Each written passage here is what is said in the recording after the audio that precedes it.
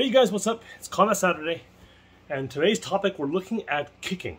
All right, now this is, some people think that in the Wing Chun system they don't have a lot of kicks, and while it may be true that there aren't a lot of fancy kicks, there are certainly kicks. Okay, and you have to know how to, use them properly. Okay, you got to remember something. Okay, Wing Chun, and this is something that people have a hard time getting their head around, but Wing Chun is a close range system. It's an infighting system. So all the techniques, everything you do is designed to be used at close range.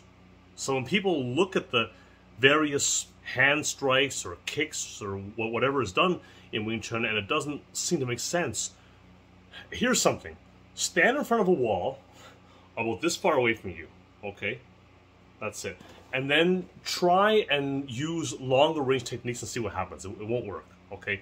You have to use that inch power, the closer range techniques, the lower kicks, all those things. That's where it all comes into play, okay? Remember, it's close range system, all right? So the kicks reflect that too, all right? It is meant to be done in that way. And so as a result of that, the kicks are actually connected with the hands more than maybe other martial arts are. Okay, other martial arts still use the hands too. Like if you do like a Muay Thai roundhouse kick, you're gonna bring the hand over and then swing it down as you do the kicks. So it is still connected, but not in the same way though. So I'm gonna get up in a second, but just want to go over the theory, okay, so that you understand that these are close range kicks, and that's why they look the way they do. All right. Because it may sound simple to say, but believe me, a lot of people, including practitioners of Wing Chun, don't understand that. As crazy and stupid as that might sound, it's true. There's a lot of people who just don't understand that this is a close range system. You figure it would be obvious. I mean, look at the dummy over there with the little short arms, okay? You figure it would make sense, but I guess they don't get it, okay? So you heard it from me, okay? Close range system. Everything is all, works in that context, okay? So the feet work with the hands work with the feet, all right? And that's the thing.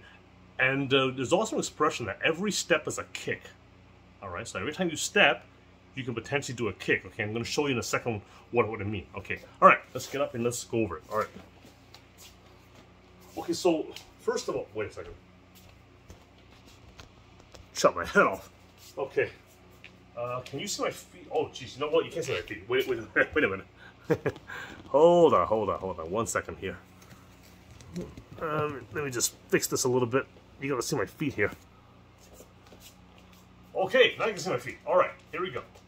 Okay, so Tan Sao, Bong Sao, right? Tan, right? Bong, Tan, Bong, Tan. These are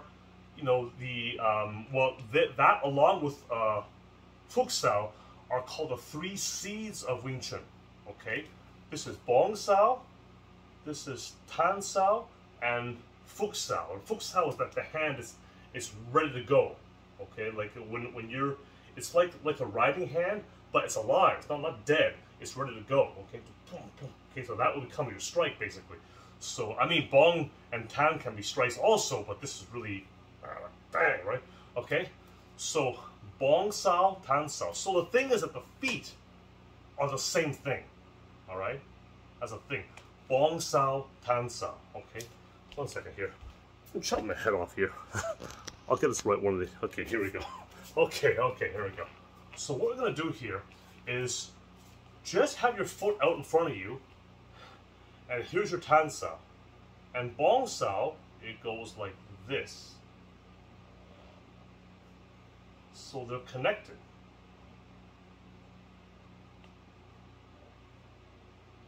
See? So if you understand that, and you understand that it's the turning of the body, the turning of the arm from this to this, to this to this, it will become this to this, right? This out, and then there. See? So you see how it'll just follow the hand. right? So go here, 1, 2, okay, 1, 2, okay? That's the thing. So if you understand that, it makes it a lot easier to see the use of it, all right? And when you step in and you're taking angles on someone, right? One, like we have the wooden dummy, when we step in on the wooden dummy, I may angle and then come in, angle, come in, right? Well, when I do an angle and then there's the, I come in, instead of a step, it becomes a kick. Remember, every step is a kick, right? So 1 and then kick, right?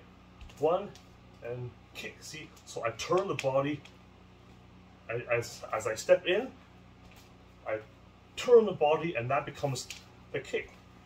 So instead of stepping in like that, it just became a kick, okay? And then from there, I could also go into the side kick with the bong sao. Okay, now side kick, you can have it, come like completely horizontal or angled. Depends. The higher up the foot goes, generally the higher the angle will be.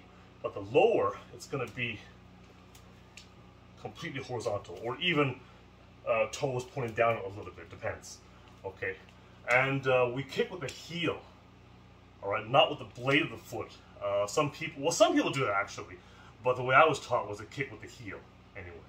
Okay, and so if I do that same drill, I come in, I go 1, 2, 3. See, so 1, I turn, and then there's the side kick. See, so 1, 2. See, 1, 2. Again, 1, 2. Okay, obviously the kicks are aimed towards the lower targets. Okay, that's the idea. All right, but just remember, you always have to have that structure and the tan, bong, tan, bong. Okay, another thing you can do is after you do the side kick, you can step down with a chop, so you're not just coming in exposed. Okay. So I'm here. Okay, so that's actually the first drill I want to show you. There's another one too I want to show you afterwards. So what we're doing here is doing bong sao, 1, 2, and then into the chop. Okay, so once again, okay, I go bong sao. I turn my body as I do a kick and a tanda at the same time. This is actually from the mukjang, but I added something which isn't actually in the form, but it's good to do as a stepping drill, okay? So I start with a bong sao, right? I turn as I do the tanda, then side kick, and then step in with the chop. Okay? So you're coming in covered, okay? So 1, 2, 3, and then sorry, no, I messed up there. Sorry. So here we go. And 1, 2, and 3. Okay?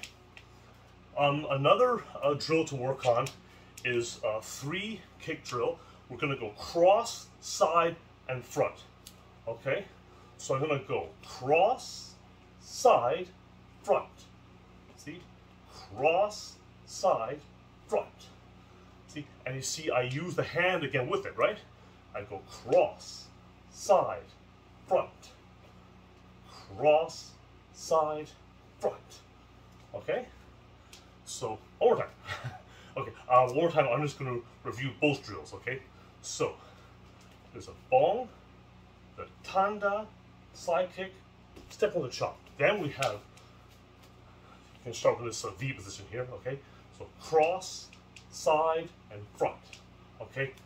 Doing those drills can really help with your balance and control and learning to connect that tan sao with the front kick, with a toe out kick, and then the bong sao with the side kick, okay?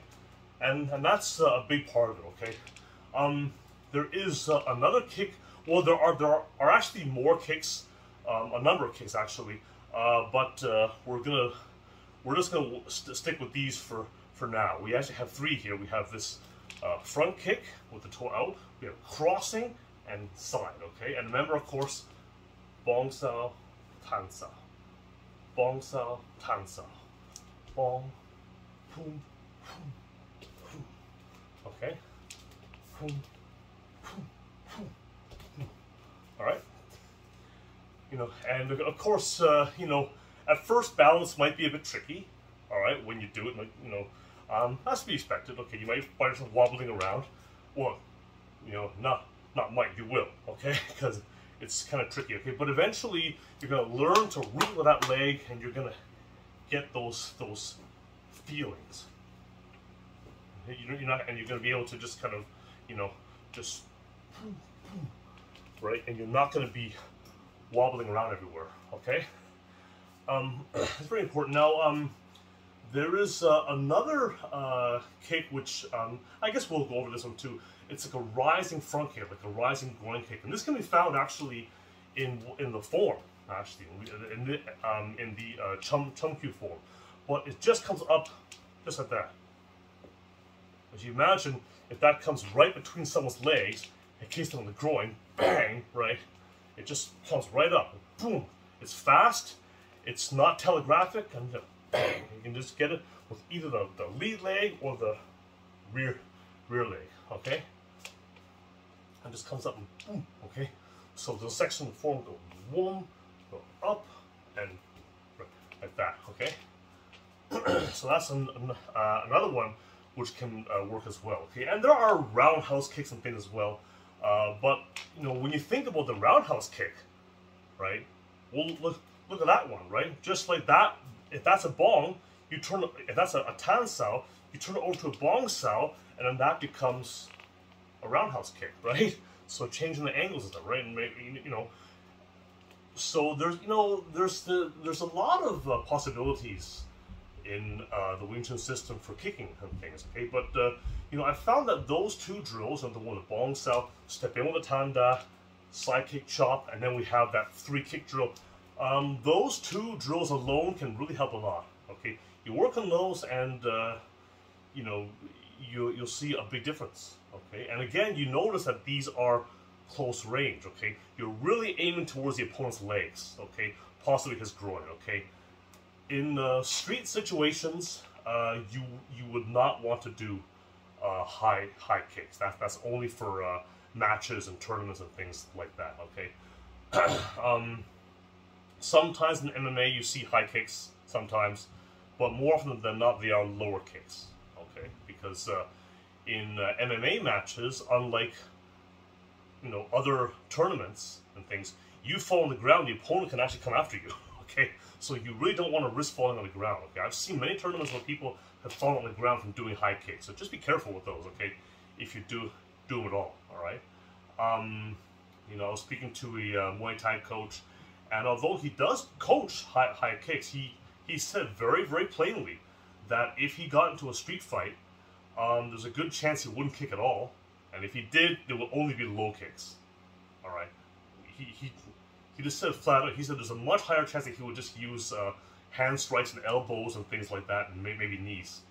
He said that's honestly what he would use in a real street fight. All right, so there you go. Now it's from a very good Muay Thai coach. So there you go. You know, see, you know, it's the practical combat is really what this is all about. These kicks may not look like much. Okay, Wang Shun Lung once said that the Wing Chun kicks are the ugliest kicks in the world of martial arts. Okay, now that's what he said. Now, ugly. Okay, maybe it's not the best looking, fanciest kicks. Okay, but they are practical and they are efficient. Okay, that's the key. So, anyways, there you go. Wing Chun kicks. Hope you found this useful. If you have any questions, as always, let me know. And see you guys soon.